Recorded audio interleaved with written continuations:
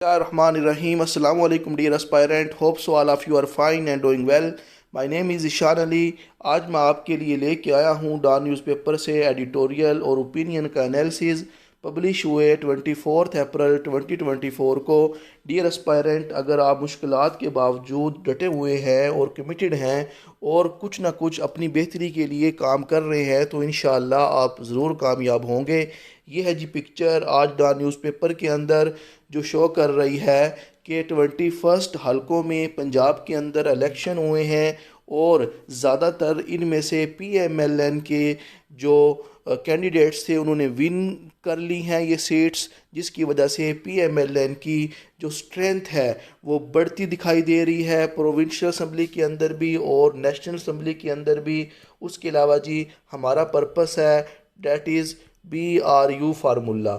हमने अप्लाई करना है, ये फार्मूला बिल्ट करना है. हमने डाटा हमने लेना है जी बुक से, डेली डॉन न्यूज़पेपर से. इस डाटा से हमने इंफॉर्मेशन कलेक्ट करनी है, इंफॉर्मेशन को कन्वर्ट करना है नॉलेज में. और जब नॉलेज आएगा, एक्सपीरियंस आएगा, साथ साथ अपनी लैंग्वेज आप ठीक करोगे तो आप इंशाल्लाह स्ट्रॉन्ग पर्सन बन जाएंगे.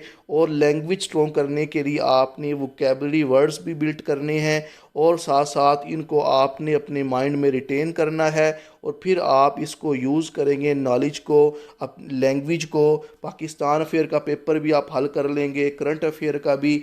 ऐसे राइटिंग भी इंशाल्लाह आप इजीली कर पाएंगे अगर आप ये सारे जो डॉन न्यूज़पेपर है इसको अंडरस्टैंड करके लिखना शुरू कर दें तो आप एक नाकाबिले तस्खीर कैंडिडेट बन जाएंगे. साथ साथ आपने अपनी क्रिटिकल थिंकिंग स्ट्रॉन्ग करनी है और अपने आर्गूमेंट स्ट्रॉन्ग करने हैं.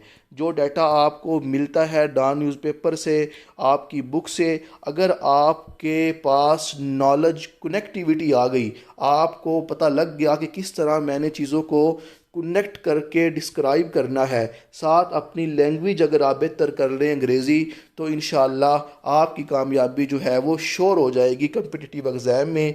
सबसे पहला जी एडिटोरियल है that is ties with Tehran. तो पाकिस्तान और ईरान की बात करेगा. इब्राहिम रईसी पाकिस्तान के अंदर आए हैं 3 दिन के विज़िट के लिए. आज उनका आखिरी दिन है.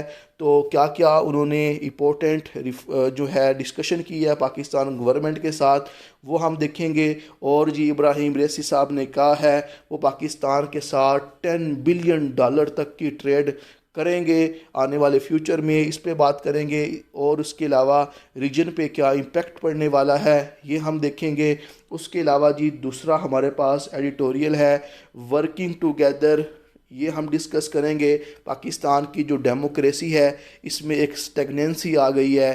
तो इसमें राइटर सजेशन देगा कि ये जो पॉलिटिकल पार्टीज़ हैं इनमें जो पोलराइजेशन है, इनमें ये जो डिवीजन है, इसको ख़त्म करने के लिए आएँ, ये बैठें और आपस में ये जो इनकी बातचीत करें, जो इनके डिफरेंसेस हैं वो ख़त्म करें और मुल्क की बेहतरी के लिए ये काम करें.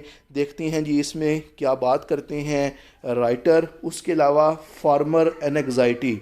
आप जानते हैं कि फार्मर जो किसान हैं उन्होंने गंदम काटी है और गंदम काटने के बाद जब वो बेचने जाते हैं मार्केट में तो गवर्नमेंट के ऑफ पंजाब ने जो रेट बताया है वो है जी 3900 रुपीज़. एक 40 मन, एक मन जिसे कहते हैं ना, इतनी प्राइस सेट की है. लेकिन जो आटा मिलों के मालिक हैं जो वो किसानों से गंदम लेते हैं तो जो गवर्नमेंट ने रेट सेट किया है उससे भी कम पैसे दे रहे हैं किसानों को, जिसकी वजह से किसानों की जो परेशानी है वो बढ़ती जा रही है. जिन्होंने इतना पैसा लगाया है, ऑयल लेके खादें गिराई हैं अपनी ज़मीनों में, तब जाके ये फसल होती है. तो इसके बारे में डिस्कस करेगा राइटर. उसके अलावा जी ओपिनियन है हमारी. सबसे पहली द फिशर विदन. फिशर होता है दराड़े.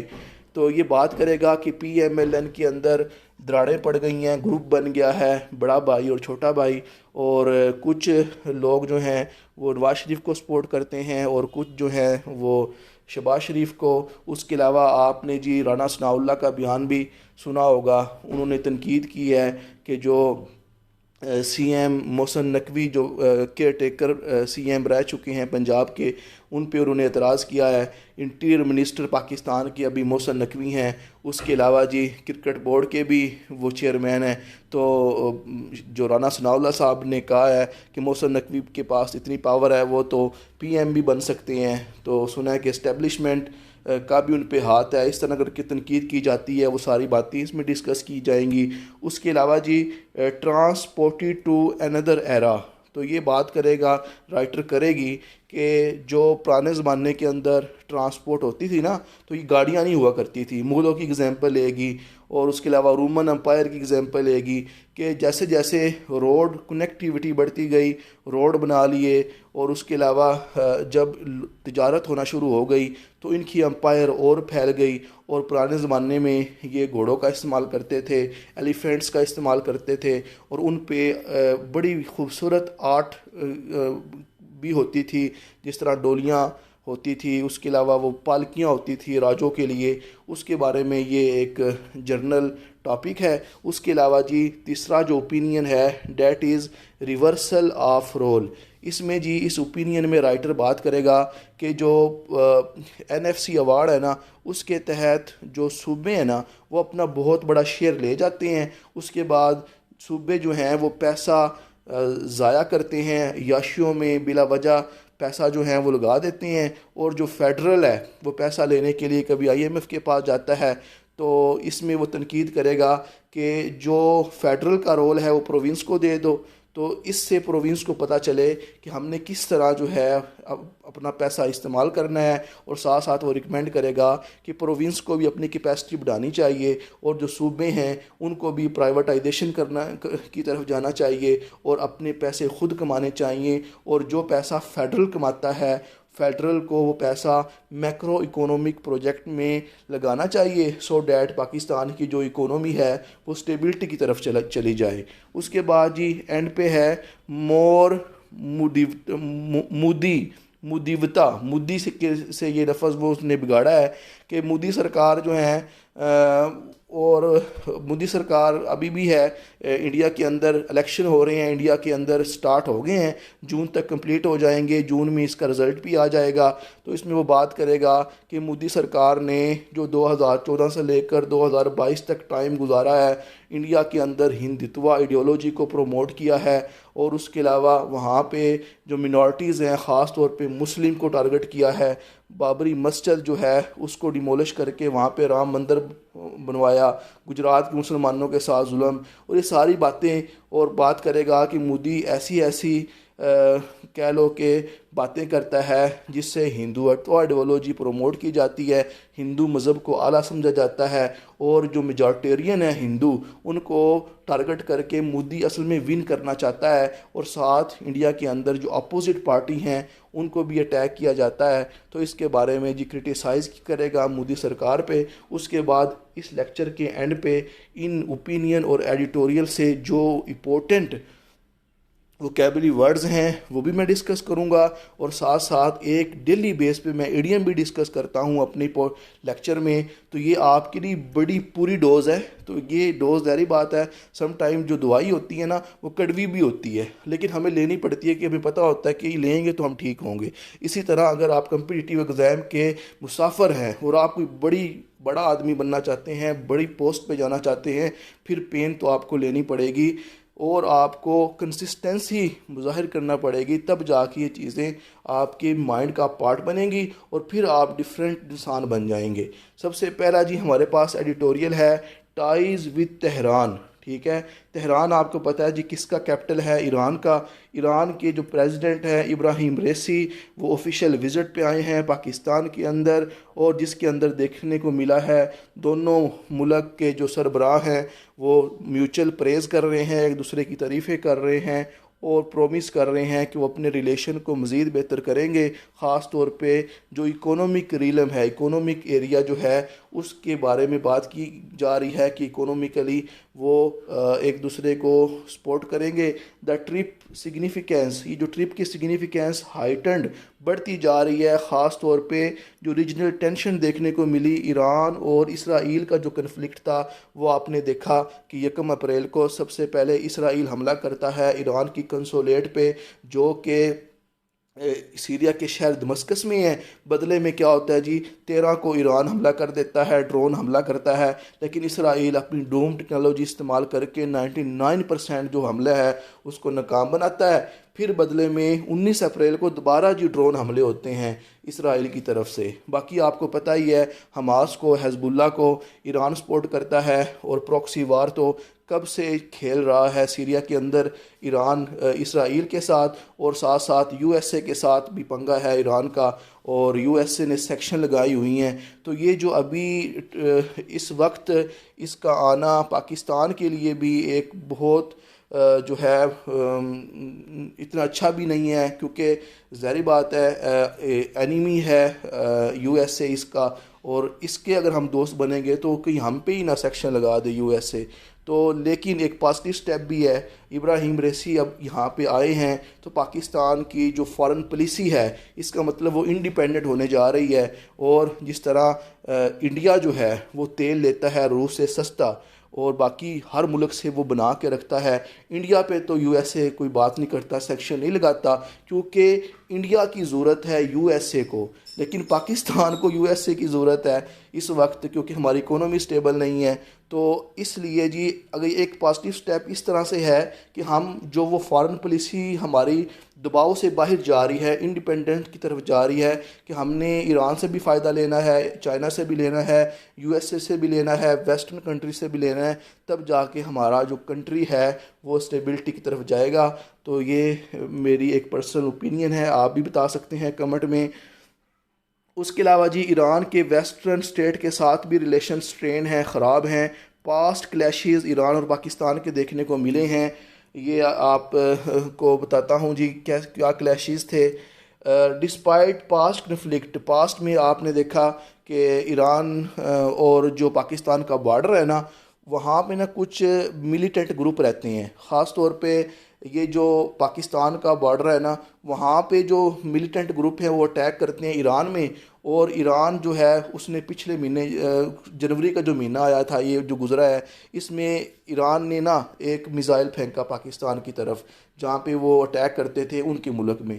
तो ज़ाहिर बात है इससे पाकिस्तान की सॉवरेंटी पे अटैक था। तो कुछ मिलिटेंट जो हैं वो ईरान के एरिया में रहते हैं जो पाकिस्तान को टारगेट करते हैं, तो बदले में पाकिस्तान ने भी उन इलाकों में फेंक दिया, जिसकी वजह से दोनों मुल्कों के दरमियान थोड़ा जो था ना डिप्लोमेटिक प्रॉब्लम जो था वो आया था, लेकिन उसको हल कर लिया। अभी जो दोबारा इब्राहिम रईसी आए हैं, इससे मज़ीद जो हमारा वो जो सिक्योरिटी मसला पैदा हुआ था उसको हल किया जा रहा है, ये कहना है राइटर का। पाकिस्तान वार्मली रिसीव्ड रईसी साहब को बड़ा वेलकम किया गया। रईसी साहब जो हैं इस्लामाबाद रहे, फिर लाहौर भी गए हैं अल्लामा इकबाल के मज़ार पे, वहाँ भी मरीम नवाज़ को मिले हैं, फिर अब कराची भी गए हैं। With meeting held with top official in Islamabad, Lahore and Karachi. तो इस्लामाबाद, लाहौर एंड कराची के जो टॉप ऑफिशियल्स हैं उनसे मुलाकात कर रहे हैं इब्राहिम रईसी साहब। अवाम भी बड़ी जलील हुई है यहाँ पे, ठीक है, क्योंकि रूट लग जाते थे। Trade and security issue dominated discussion, तो दोनों मुल्कों ने ट्रेड और जो सिक्योरिटी इश्यूज़ हैं उन पे डिस्कशन की है। रईसी साहब ने वादा किया है कि वो जो बायलैटरल ट्रेड है वो $10 बिलियन तक बढ़ा देंगे, हर साल इतनी वो ट्रेड करेंगे। Hindering bye foreign section and banking challenge, इसके बावजूद कि उन पे फॉरेन सेक्शन भी हैं और बैंकिंग चैलेंज भी हैं। देखते हैं जी क्या फ़ायदा होगा आने वाले वक्त में। बहुत कंट्री का जो मकसद है वो रीजनल ट्रेड बढ़ाना है, ख़ास तौर पे साउथ एशिया के अंदर, जिसमें लो इंटीग्रेशन देखने को मिली है। उसके अलावा जी ये इन्हेंस करेंगे टाइज़ विद ईरान और अफ़गानिस्तान, ये देखने को मिला है। सिक्योरिटी कोऑपरेशन करेंगे। उसके अलावा इन्होंने जी एग्रीमेंट भी साइन किया है कि जो नॉन स्टेट एक्टर हमारे बॉर्डर में जो इंटरफेरेंस करते हैं, जो सिक्योरिटी थ्रेट हैं, उनको हल करने में दोनों मुल्क आपस में एक दूसरे की हेल्प करेंगे। उसके अलावा जी limited progress was made on Iran Pakistan gas pipeline, इस पे भी बातचीत हुई है। यूएस जो है वार्न करता है कि अगर हमने ईरान के साथ बिज़नेस किया तो हम पे सेक्शन लगाएगा।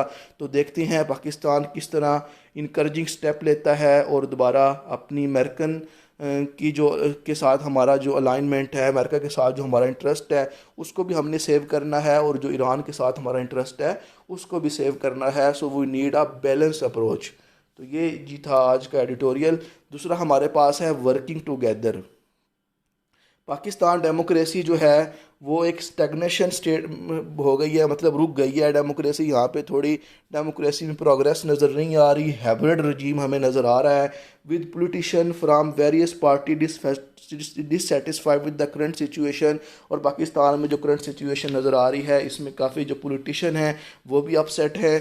PMLN ख़ास तौर पे जो नवाज़ कैंप बन गया है PMLN के अंदर, और जो PTI हैं दोनों स्ट्रगल कर रहे हैं कि वो इंटरनल और एक्सटर्नल जो चैलेंज हैं उसको उससे निमट लें, लीडिंग टू अनसर्टेनिटी। और ये जो हमें अनसर्टेनिटी नज़र आ रही है about the future direction of the political landscape. Uncertainty होता है जिस पे आपको यकीन ना हो कि क्या होगा, पॉलिटिकल जो ये सिनेरियो है, पॉलिटिकल जो सीन्स हैं इनमें आने वाले वक्त में क्या होगा, इसको लेके काफ़ी जो पॉलिटिशियन हैं वो अपसेट हैं जी।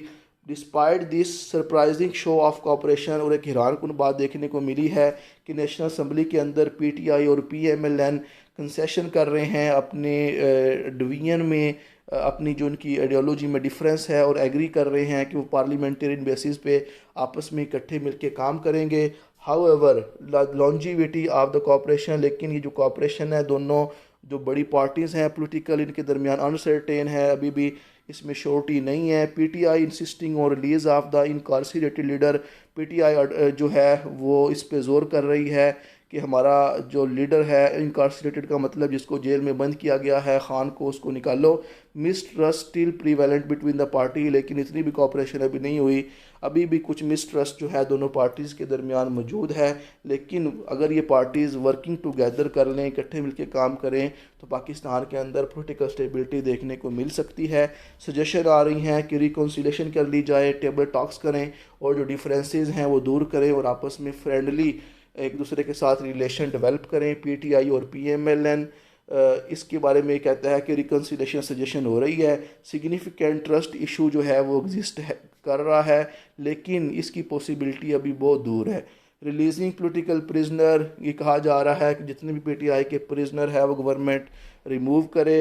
डेमोन्स्ट्रेट गुडविल, और एक अच्छी गुडविल का मुजाहरा करे गवर्नमेंट भी, और इमरान खान जो है उसको भी रिकॉग्नाइज़ करना चाहिए कि ये जो पॉलिटिकल रेजोल्यूशन है, जो भी उनकी पॉलिटिकल फ्रेंडली जेस्चर आना चाहिए। करंट क्राइसिस जो देखने को मिला पाकिस्तान में है पॉलिटिकल इंस्टेबिलिटी का, इसको ख़त्म किया जाए और पाकिस्तान के एज अ होल बेनिफिट में पॉलिटिकल स्टेबिलिटी ही है जिसकी तरफ दोनों पार्टी को जो है वो दोनों पार्टी जो है उनको इकट्ठे काम मिलके ये दिखाना चाहिए कि now we should save the interest of Pakistan by working together. तो ये है जी इसका पिछले एडिटोरियल की समरी। उसके बाद है जी तीसरा, फार्मर्स एंड एंग्जाइटी।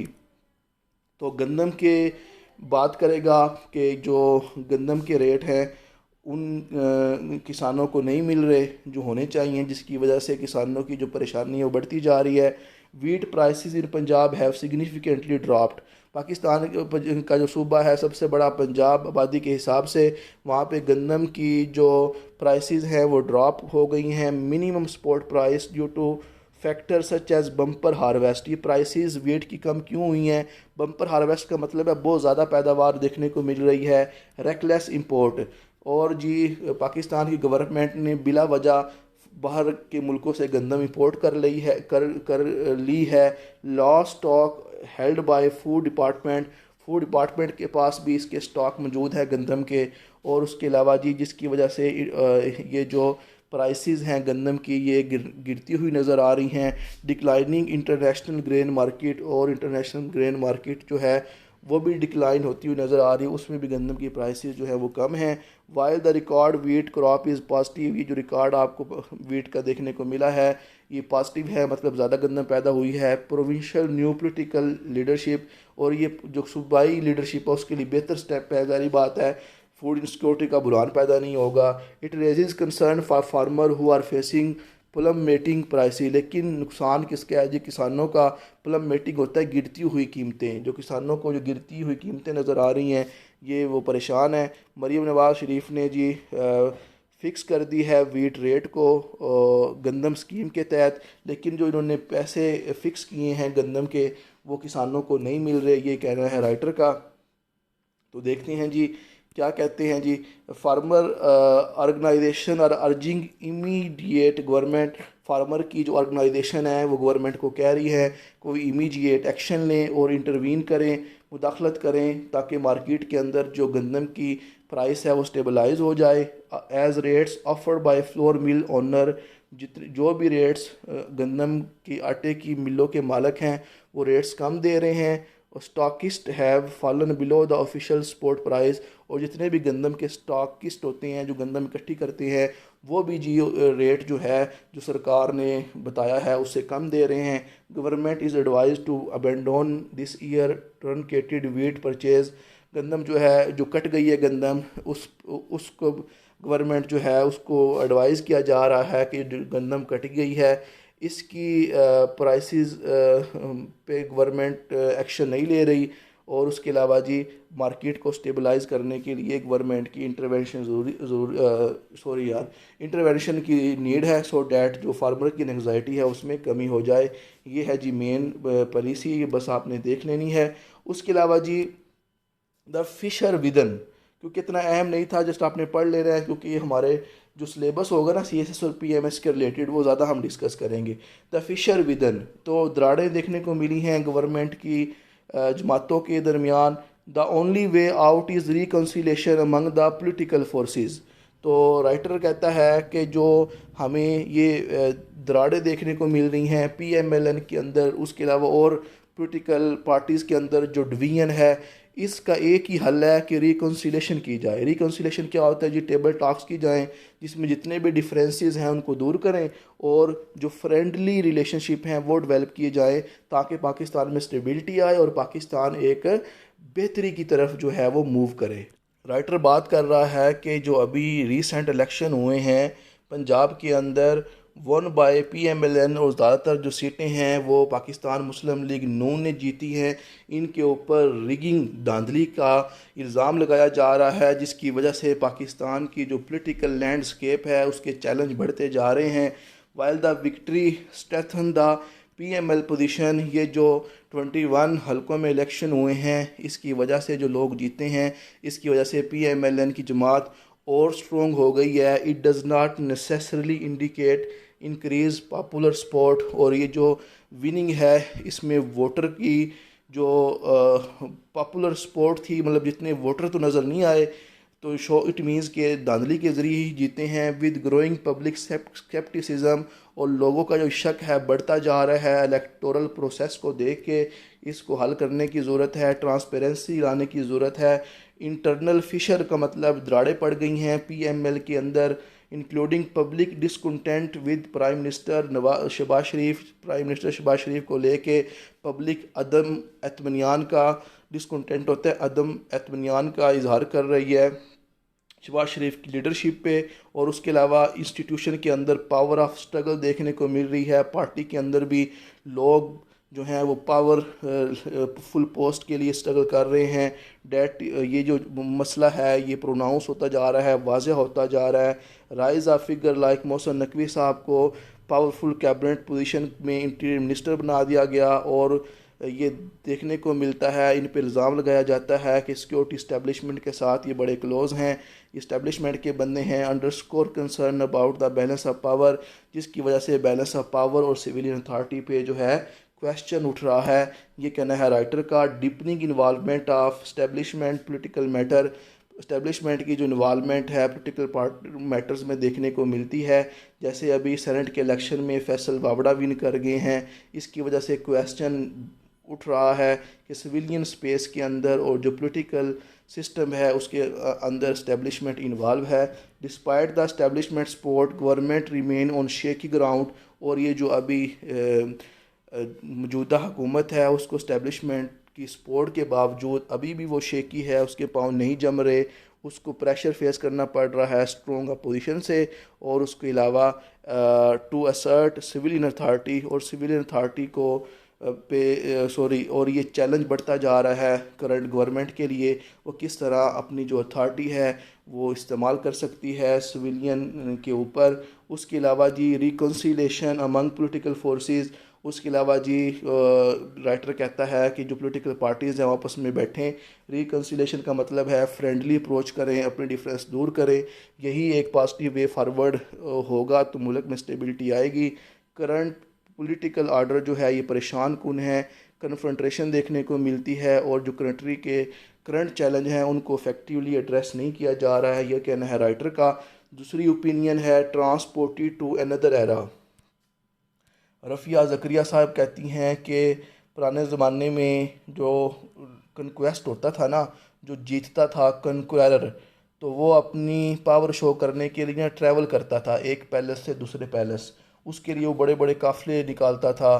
तो ये वो बात करेंगी historical significance of transportation network, बात करेंगी कि पुराने ज़माने में जो ट्रांसपोर्टेशन के नेटवर्क बड़ा अहम हुआ करता था, ख़ास तौर पे जो रोमन अम्पायर है और जो मुग़ल अम्पायर थी सब कॉन्टीनेंट में, इनके लिए ट्रांसपोर्टेशन ने एक क्रूशियल रोल अदा किया है। इन्होंने ट्रांसपोर्टेशन जो होती थी पुराने ज़माने की, ये आपस में कनेक्टिविटी को बढ़ाती थी और जो सेंट्रल पावर होती थी उसको मजबूत करती थी।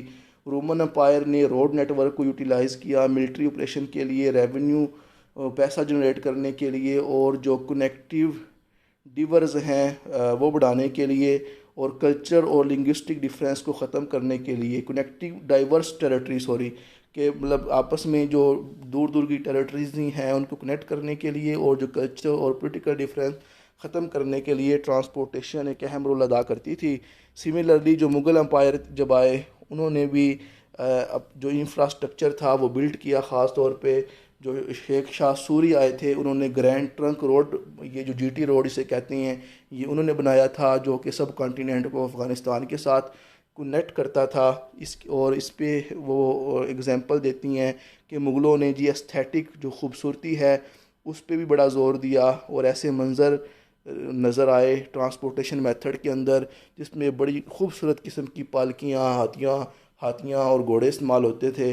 मुग़ल एक्स्ट्रा वैगन, मुग़ल जो फजूल खर्ची करते थे सफ़र के दौरान, एलिफेंट का उन्होंने इस्तेमाल किया, घोड़ों का इस्तेमाल किया, ऊँटों का इस्तेमाल किया, और नेट कन्वीनियंसिस, और नेट होता है सजी हुई बड़ी खूबसूरत गाड़ियाँ होती थी, और ये ना हाथी के ऊपर एक डोली होती थी हुदाज के नाम से, और उसके अलावा और भी जो शहज़ादियाँ होती थी उनके लिए भी बड़ी बड़ी किस्म की ये डोलियाँ के नाम हैं, ये उन्होंने इस्तेमाल किए जो कि उनके स्टेटस और पावर को शो करता है।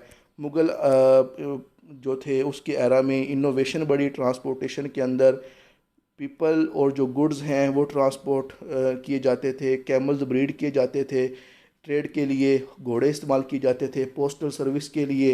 ये जो आर्टिस्टिक फ्लेयर नज़र आता था, ये खूबसूरती नज़र आती थी मुग़ल ट्रांसपोर्टेशन में, ये मुग़ल की शानदार अम्पायर और फजूल खर्ची ज़ाहिर करती है, offering a contrast to modern transportation challenge. लेकिन जो अभी मॉडर्न ट्रांसपोर्टेशन चैलेंज आपको देखने को मिले हैं जिसमें हम फॉसिल फ्यूल का इस्तेमाल करते हैं, ये और जो पुराने ज़माने की ट्रांसपोर्ट थी, ये दोनों दो डिफरेंट चीज़ें थी। ये जस्ट एक जनरल एक टॉपिक है, आपने बस लैंग्वेज के लिए पढ़ लेना है। रिफ्लेक्टिंग ऑन हिस्टोरिकल ट्रांसपोर्टेशन, उसके अलावा जी ये हिस्टोरिकल ट्रांसपोर्टेशन पर रिफ्लेक्ट कर रहा है कि किस तरह जी ये पर्सपेक्टिव ज़ाहिर करता है कि पुराने ज़मानों में किस तरह पंप एंड शो का मुजाहरा किया जाता था, और उसके अलावा जो पुराने ज़माने की शानदाराना और स्टाइल था ट्रैवल करने का, उसकी याद में इन्होंने जी अपना ये नज़रिया पेश किया है, ओपिनियन लिखी है। उसके अलावा अगर आपने ये PDF फाइल लेनी है तो आप चैनल को के डिस्क्रिप्शन में मैं लिंक दूंगा, उसमें आप क्लिक करें और व्हाट्सएप ग्रुप को ज्वाइन करें। वहाँ पे मैं डेली बेस पे वोकेबलरी और उसके अलावा ये जो PDF फाइल है मैं शेयर करता हूँ, इससे फ़ायदा उठाएं और अपना जो मुस्तकबिल है उसको संवारें। ये हैं जी राशिद अमजद साहब, इन्होंने लिखी है ये ओपिनियन जिसका टाइटल है रिवर्सल ऑफ रोल्स। वो कहते हैं जो रोल्स है ना प्रोविंस के और फेडरेशन के, वो रिवर्स कर दो। Province will have to build their capacity. Rashid Ahmed साहब कहते हैं कि प्रोविंस को अपनी कैपेसिटी बढ़ानी चाहिए, कि उसको भी एक रोल अदा करना चाहिए इकोनॉमी ऑफ पाकिस्तान को स्टेबल करने के लिए। अतर हाईलाइट करता है कि पैराडॉक्स है, एक ऐसी सिचुएशन है जिसमें आप डिसाइड ना कर पा रहे हो कि what is right and good. ये पैराडॉक्स में फंसे हुए हैं। पाकिस्तान की इकोनॉमिक सिचुएशन बहुत टफ सिचुएशन में है। With the finance minister seeking new loan, finance minister IMF के पास जा रहे हैं लोन मांगने। प्रोविंशियल गवर्नमेंट इंजॉय कर रही है, बहुत ज़्यादा फ़ंड का इस्तेमाल कर रही है जो इनको 7th फाइनेंस कमीशन अवार्ड के तहत मिला है। और 18th कॉन्स्टिट्यूशन अमेंडमेंट का थैंक्स करना चाहिए प्रोविंस को कि इनको बिला वजह मतलब हर साल जब ये हम का नेशनल फाइनेंस कमीशन अवार्ड आता है, इनको अपना शेयर मिल जाता है। इकोनॉमिकली पैसा लेते हैं, उसको ये बिला वजह खर्च करते हैं। However despite the devolution of resources and subject to provinces, और ये जो हमने रिसोर्सेज की डिवीजन की है और जो ये प्रोविंसेस को पेश किया जाता है budget, they have not effectively manage there economy.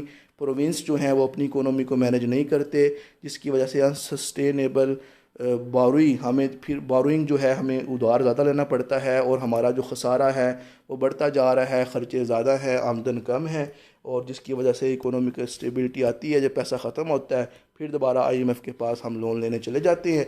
24वीं दफ़ा दोबारा हम आईएमएफ के पास किए हैं जी पैसे मांगने। दाथर सजेस्ट रिवर्सिंग रोल, और आथर कहता है कि जो रोल्स हैं ना फेडरेशन और प्रोविंस के वो चेंज कर दो सो डैट इकोनॉमिक चैलेंज को एड्रेस किया जा सके। फेडरेशन जो है वो फोकस करे मैक्रो इकोनॉमिक स्टेबिलिटी की तरफ, प्रोविंस जो है वो प्राइवेट सेक्टर इकोनॉमिक ग्रोथ को प्रमोट करें और जॉब क्रिएट करें प्राइवेटाइजेशन की बेस पे। Implementing this shift require province to build capacity, इसके लिए प्रोविंसेस की कैपेसिटी बिल्ड की जाए और हायर ग्रोथ के लिए और जॉब जनरेशन टारगेट के लिए उनको जी एग्रीकल्चर को, कंस्ट्रक्शन को, आईटी ये डिपार्टमेंट पे फोकस करें और लोगों को जॉब दें और अपनी इकोनॉमी खुद चलाएं। ये कहना है जी आथर का। Province should also expand education health services, province जो हैं वो अपने अंदर एजुकेशन और हेल्थ सर्विस को बढ़ाएं, फैसिलिटेट करें प्राइवेट सेक्टर इन्वेस्टमेंट को, कैपेसिटी बढ़ाएं, अपनी यूटिलाइज़ करें इकोनॉमी, अपनी कैपेसिटी बिल्ड करें और जो स्टिमुलेट है उसको यूटिलाइज़ करें इकोनॉमी ग्रोथ के लिए और एम्प्लॉयमेंट देने के लिए। The success of province is galvanising the private sector will crucial, अगर आप चाहते हैं कि प्रोविंसेस जो हैं उनमें सक्सेस आ जाए तो वो क्या करें जी, प्राइवेट सेक्टर को प्रमोट करें, fulfilling their new role the primary engine of economic growth, और अपना रोल जो है वो अदा करें, खुद अपनी इकोनॉमी जनरेट करने में अपना अहम या प्राइमरी रोल अदा करें, फेडरेशन की तरफ ना देखें। द ऑथर एम्फसाइज करता है कि मेजर जो पॉलिटिकल पार्टी गवर्न कर रही हैं प्रोविंस के अंदर वो जी अपना एम इम्प्रूव करें, इफ़ेक्टिवनेस का शो करें और इकोनॉमिक परफॉर्मेंस को बेहतर करें सो डैट पाकिस्तान के लिए जो चैलेंज है इकोनॉमी का उससे निपटा जाए और पाकिस्तान एक स्टेबल कंट्री बन जाए। लास्ट पे है मोर मुदितवा, मुदितवा मुदी का लफ्ज़ जो है बिगाड़ा गया है कि मुदी की आइडियोलॉजी देखने को मिल रही है। मेहर अली साहब ने ये लिखा है, India new tryst with destiny is deeply problematic. India जो नई कोशिश कर रहा है, अपनी किस्मत जमाने जा रहा है इलेक्शन के ज़रिए, अगर बीजेपी दोबारा आ गई तो ये प्रॉब्लमेटिक हो जाएगा इंडिया के लिए। तो ये क्या कहते हैं जी, इंडिया के अंदर इलेक्शन होने जा रहे हैं जो शुरू हो चुके हैं, कमेंस का मतलब है शुरू हो चुके हैं, और इनका नतीजा आएगा अर्ली जून में, जून 4 को आ जाएगा ये कहा जा रहा है। Impressive logistic feet involving around 10th of global population, और जो इंडिया तो दुनिया का सेकंड लार्जेस्ट कंट्री है पॉपुलेशन के हिसाब से, कि 10% लोग दुनिया के यहाँ पे हैं। तो वहाँ पे ये जी देखते हैं कि क्या होने जा रहा है, क्या अदल बदल होने जा रहा है गवर्नमेंट के अंदर। रूलिंग जो भारतीय जनता पार्टी है वो एफर्ट कर रही है, जो उसके चैलेंज है अपोजिशन पार्टी कांग्रेस पार्टी और जो आम आदमी पार्टी है केजरीवाल की अरविंद, उनको दबाने की कोशिश कर रही है, जो शो कर रही है कि भारतीय जनता पार्टी का कॉन्फिडेंस कम है और वो जी 400 सीटें लोकसभा उनकी नेशनल असम्बली है उसको विन करने के लिए वो एम्बिशियस है और 400 सीटें लेने के लिए भारतीय जनता पार्टी रंग बिरंगे हरबे इस्तेमाल कर रही है। कभी जी मज़हब का इस्तेमाल करती है, कभी अपोजिशन पार्टी को जो है वो दबाते हैं, कभी जी मीठी मीठी तकरीरें करके मोदी जो है वोटरों का दिल जीतता है। The rise of Hindutva ideology बढ़ती जा रही है इंडिया के अंदर। भारतीय जनता पार्टी जो है वो अपना पॉलिटिकल एजेंडा उसको एग्जाम्पलीफाई कर रही है। उसके अलावा जी root dating back decades culminating, और पिछले साल काफ़ी सालों बाद पहले जो इन्होंने जी अपने रोल अदा किए थे, बाबरी मस्जिद डिमोलिश किया था, गुजरात में जो रियोट्स आया था, उनको भी जो है ये जो अख्ताम पजीर हो चुके हैं, ख़त्म हो चुके हैं, उन वाक़यों को भी मोदी जो है वो इस्तेमाल करता है वोट को विन करने के लिए, कि वो फोकस करते हैं हिंदुत्व को, हिंदू मेजॉरिटी है वहाँ पे, और मुस्लिम को वो अपोज़ करते हैं जी। Prime minister Narendra Modi leadership is valued by the west जो है मोदी साहब की लीडरशिप को वैल्यू इसलिए देता है कि वो जी चाइना के अगेंस्ट काउंटर बैलेंस लाने के लिए इंडिया को मजबूत कर रहे हैं despite concern about domestic issue. हालांकि उसके जो इंडिया के अंदर जो डोमेस्टिक इशू हैं, जिस तरह जी मिनॉरिटीज़ के राइट्स को जो है वो रिस्पेक्ट नहीं देते, हालांकि ये इशू हैं, इसके बावजूद वेस्टर्न जो है वो उसकी वैल्यू है इंडिया को लेके। India democratic image has been tarnished by origin of civil liberty. India का जो इमेज था सेकुलरिज्म का वो दागदार हो गया है। हिंदुत्व फोर्सेस वहाँ पे अराइज कर रही हैं, इकोनॉमिक इनक्वलिटी पैदा हो रही है, न्यू लिबरल पॉलिसी बढ़ती जा रही हैं। न्यू लिबरल पॉलिसी वो होती हैं जिसमें स्टेट अपना रोल कम करे और प्राइवेट कंपनियां जो हैं वो आके इकोनॉमी चलाना शुरू कर दें, अपने मनपसंदा रेट जो है वो मार्केट में लेके आएँ, जिससे इन्फ्लेशन बढ़ती है। Economic growth in India has not translated into improved living standard. Economic growth जो आपको इंडिया में देखने को मिली है उसकी वजह से लोगों की जो लिविंग स्टैंडर्ड है वो इम्प्रूव नहीं हुए, और जो वेल्थ की डिस्पैरिटीज़ है वो बढ़ती जा रही है लोगों के दरमियान। बड़े बड़े जो अंबानी जैसे ग्रुप हैं वो स्ट्रॉन्ग होते जा रहे हैं, leading to aspiration for emigration. जो मिडिल क्लास है उनके अंदर मुल्क छोड़ने की जो ख्वाहिश है वो बढ़ती जा रही है, और वहाँ पे अनएम्प्लॉयमेंट बहुत ज़्यादा हो गई है और डेंजरस लेवल तक लोग जो हैं वो जॉब सीख कर रहे हैं।